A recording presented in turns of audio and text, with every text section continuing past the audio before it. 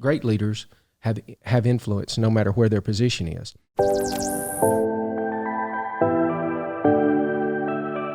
I was reading in Kings this morning, and I come across this verse that really kind of struck me weird, but then started making me think about responsibility, leadership, reading Jocko's book about strategy, tactics, and how to lead from where you can lead. But it read like this.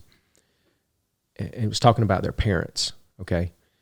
And they caused their sons and daughters to pass through the fire and to use divination and enchantments and sold themselves to do evil. Like, wow, that is heavy. And that is a parent selling a child into something that they shouldn't be involved in. So that was leadership. How can that be prevented? How often does that happen today? How often do I do that to my own?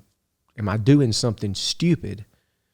I mean, this is I'm not practicing divination and giving that to my kids, but how often am I doing something just stupid and passing it on to them? Generational curses, like you can think of all kinds of different things that would pertain to.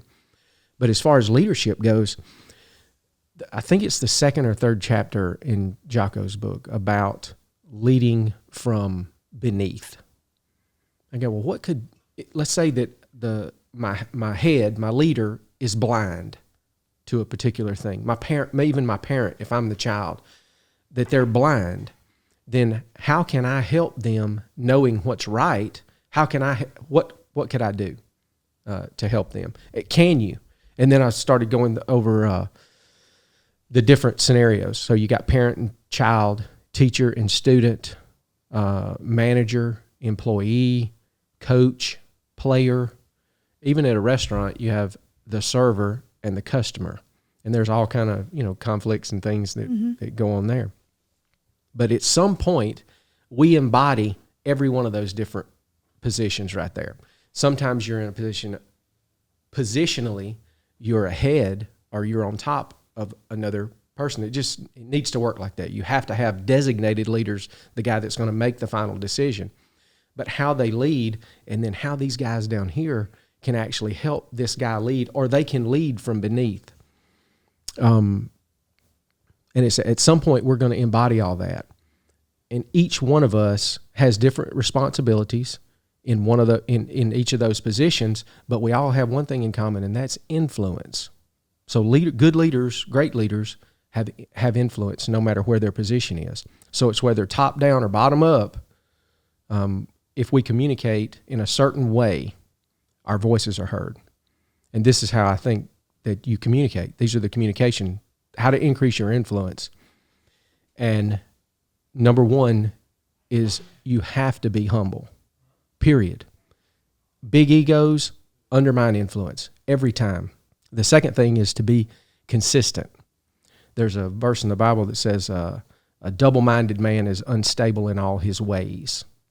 And stability, if you're stable and consistent about how you're going to handle things, you build trust.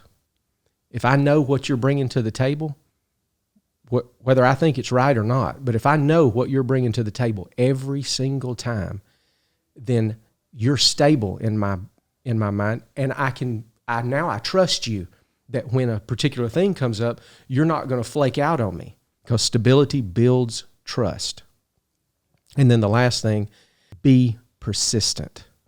So that is show up in the face of adversity every time and do your thing, So, and that's just practical, So be humble, be consistent, and then be persistent. Persistent sounds a lot like consistency, but it's not.